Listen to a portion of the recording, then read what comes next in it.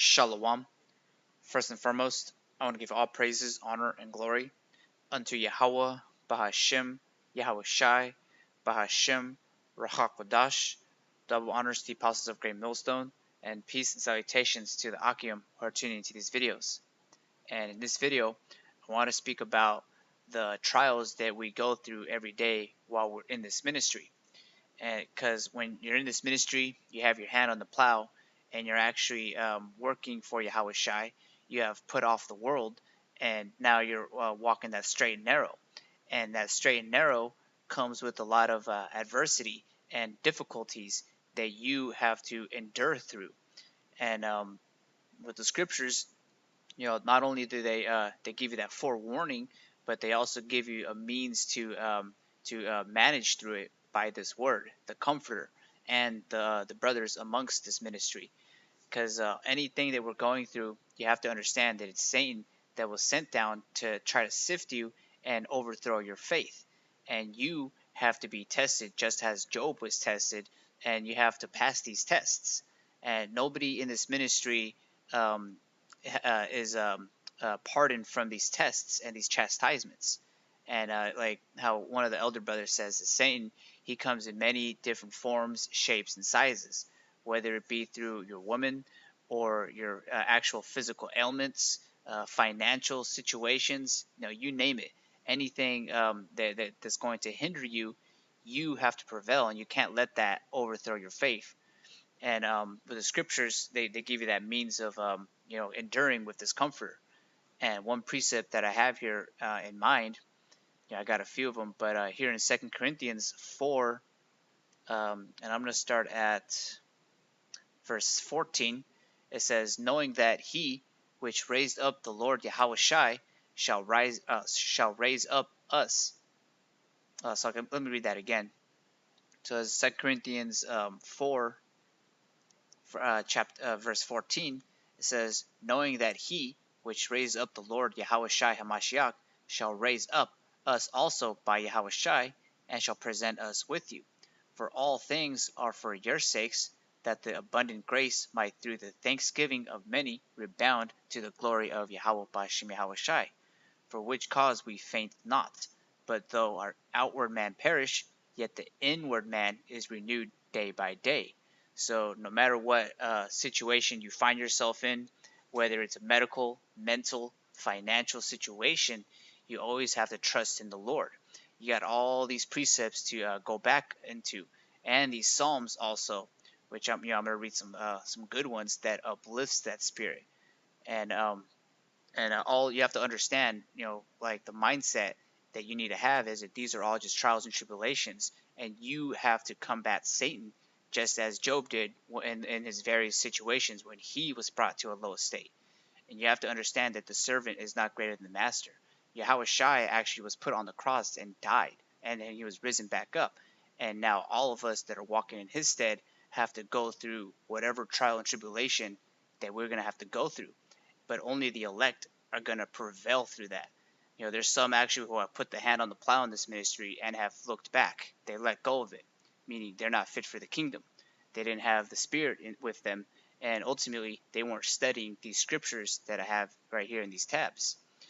Because even though we're going through it, you have to look back to the scriptures. They were written aforetime for our learning. So like whenever, like for me personally, I like to read the book of Job, because he was afflicted on every side.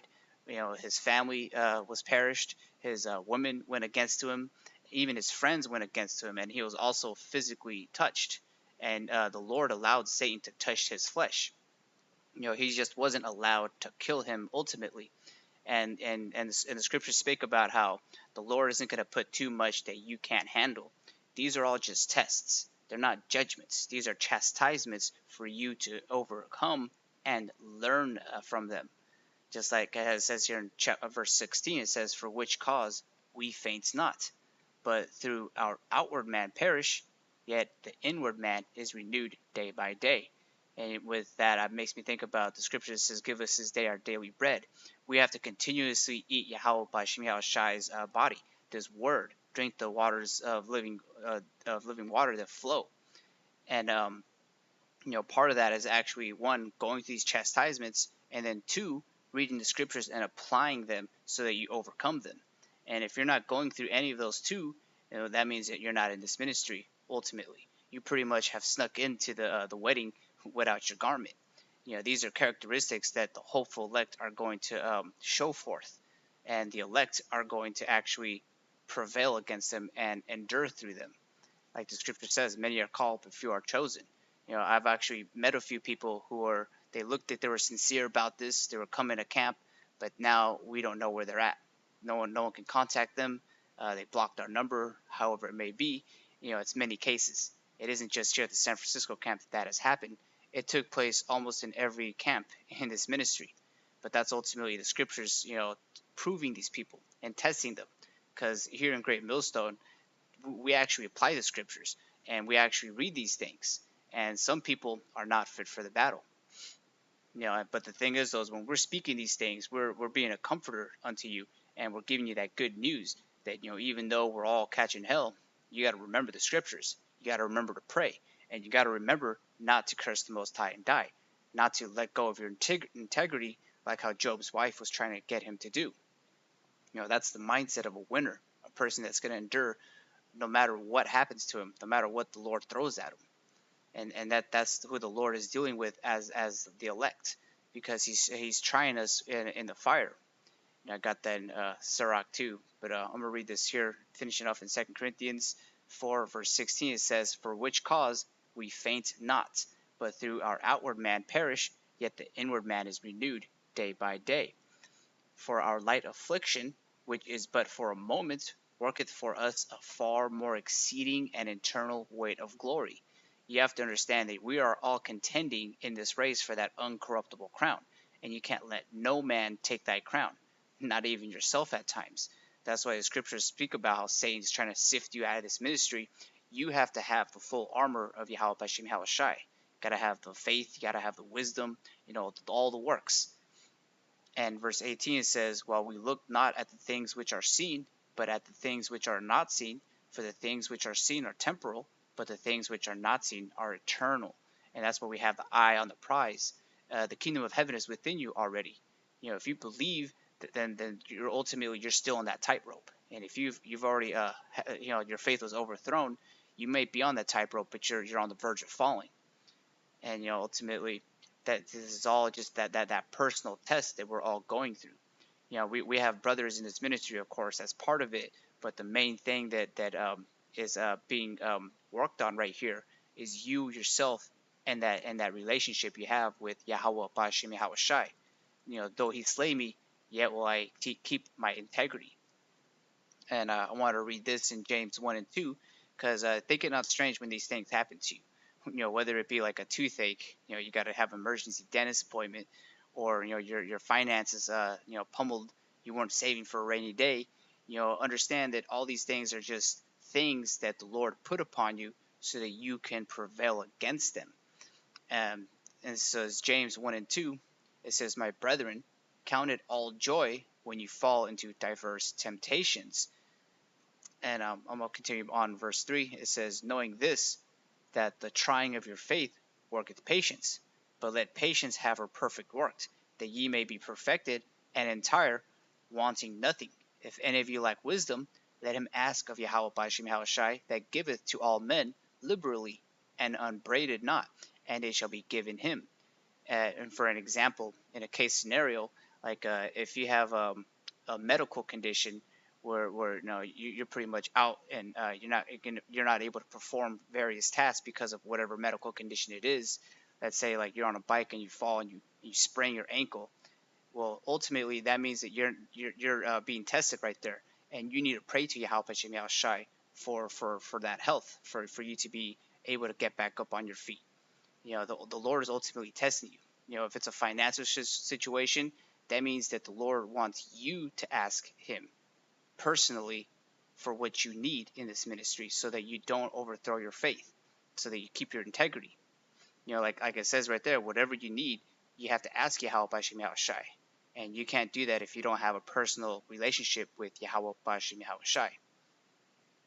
And so this is in the book of Sirach 2, and I'm going to start at verse 1. It reads, "My son, if thou come to serve the Lord, prepare thy soul for temptation." And this is something when I first came into the ministry, this chapter was read and it spoke volumes because it made me know and understand that this isn't just some boys club where we all hang out on the weekend or something. This is actually serious. This is about life and death. This is about Yahweh Shai's ministry. This is about pushing his word. Like how Apostle Tahar says, this is pretty much like a mafia. It's a spiritual one. We're not out there doing some crazy stuff. But the foolish thing is that we're preaching. We're preaching Yahweh Hashem Shai unto the congregation of the dead. Yet the elect are going to hear this word and they're going to obtain it. And so when we do these things, we're actually also telling them about the stipulations when you come into this ministry. That if you really want to be in this ministry, you have to know and understand that now Satan's out to get you. Now Satan is going to start trying you and trying your faith, whatever it may be. Some brothers probably never go through any financial situations, but other brothers do. It's all just a personal walk, and I can't walk that walk for you. I could help. That's as much as I can do. And the scriptures speak about charity covering a multitude of sins. And these are the things that we have to practice amongst the brotherhood. But not all of us have that luxury. But we all have the luxury of the Spirit, the Comforter, and also this word being pushed out through the internet, even. Because all you really need to do is you open the scriptures, and soon after your problems will eventually get solved through patience, of course. But it says, reading back at verse 1, it says, "My son, if thou come to serve the Lord, prepare thyself for temptation. Set thy heart aright, and constantly endure, and make not haste in time of trouble." And it says, "Cleave unto him, and depart not away, that thou mayest be increased at thy last end. Whatsoever is brought upon thee, take cheerfully, and be patient when thou art changed to a low estate." It makes me think of here in James 1 and 2. You have to actually understand that, if you're catching hell, that's actually a good thing. That means that you're still on the balance being weighed, and Satan is seeing if you're worthy to be in this ministry or not. And like how the apostle says, if you're living fine and dandy, you're not catching any chastisements, you got to start reading the scriptures because something may be off. But continuing on, verse 4 says, "Whatsoever is brought upon thee, take cheerfully, and be patient when thou art changed to a low estate. For gold is tried in the fire of and acceptable men in the furnace of adversity." And verse 6 says, "Believe in him, and he will help thee. Order thy way aright, and trust in him." And the way you trust in him is by the scriptures. You read these words, and they're supposed to comfort you.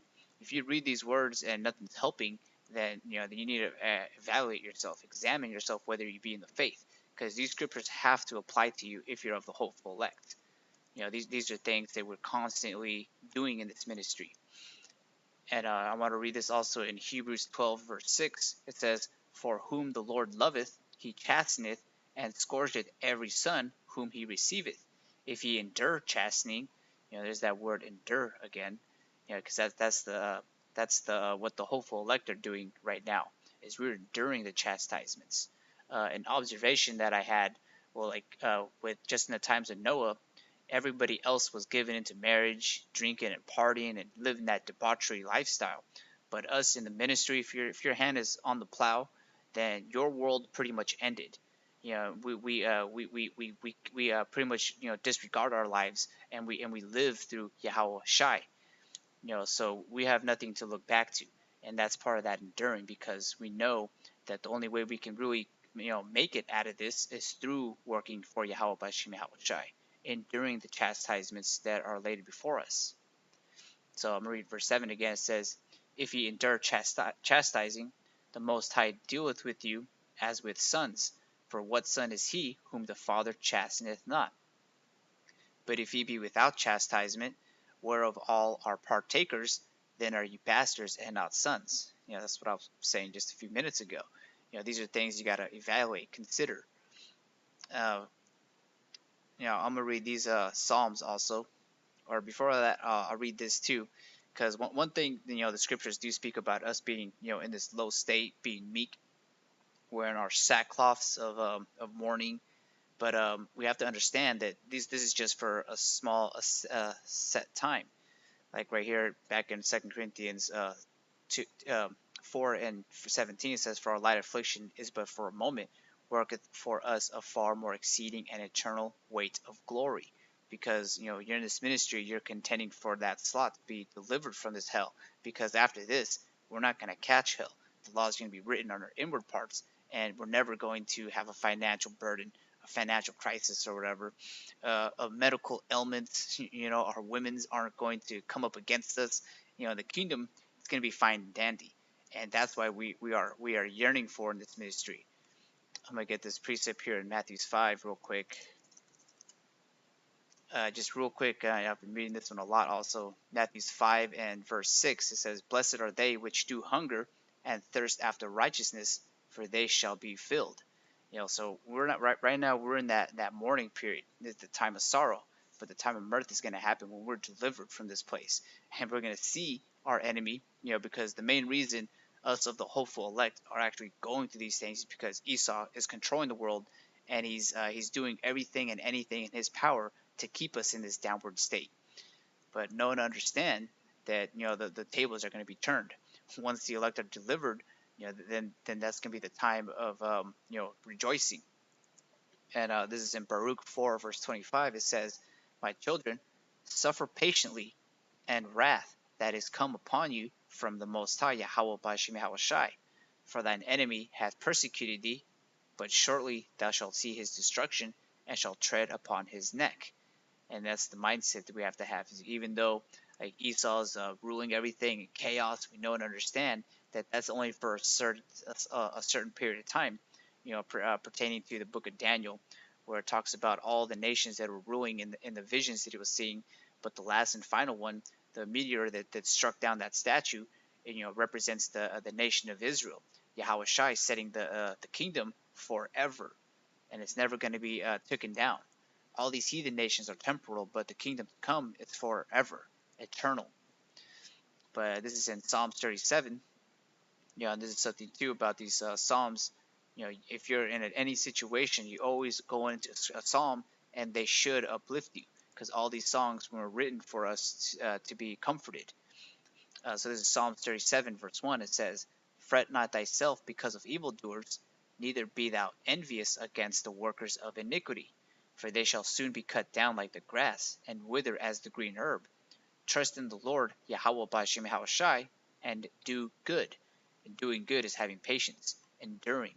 That's what doing good is. Not, putting down the plow. That's not a good workman if they let go of the plow.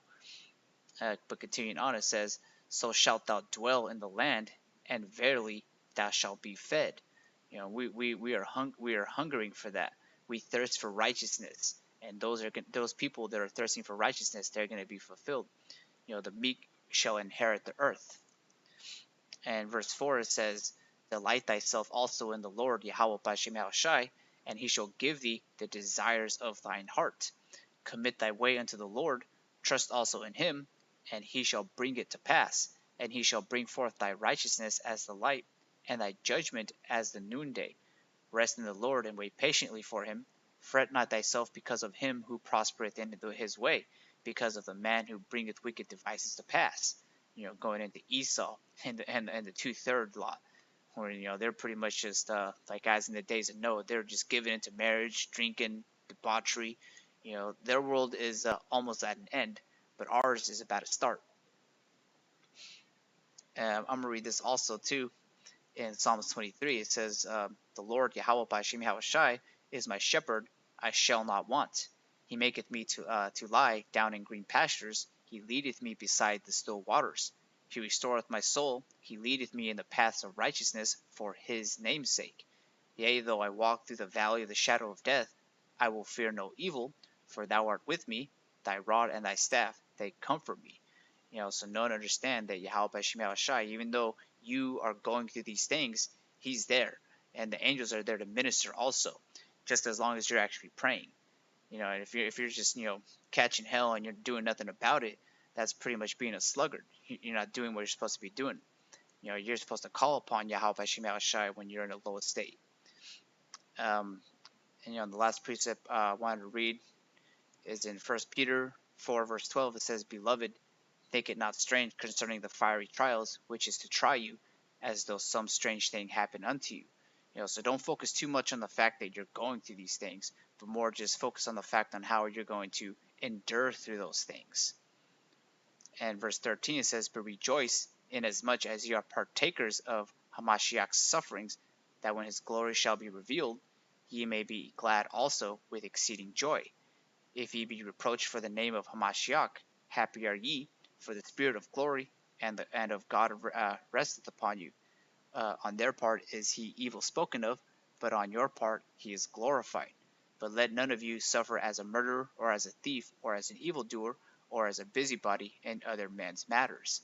So focus in on what Yahweh Hashem Shai pleases in, or what he pleases, what he takes pleasure in. That's how you say it. But with that, I'd like to give honor, praises to Yahweh Hashem Shai, Hashem Rachak Ladash. And anything you're going through, Akim, just know and understand that Yahweh Shai went through it too, and his servants are going to go through it also. And make sure to read the scriptures when you're brought to a low state. And and Shalom, Akim.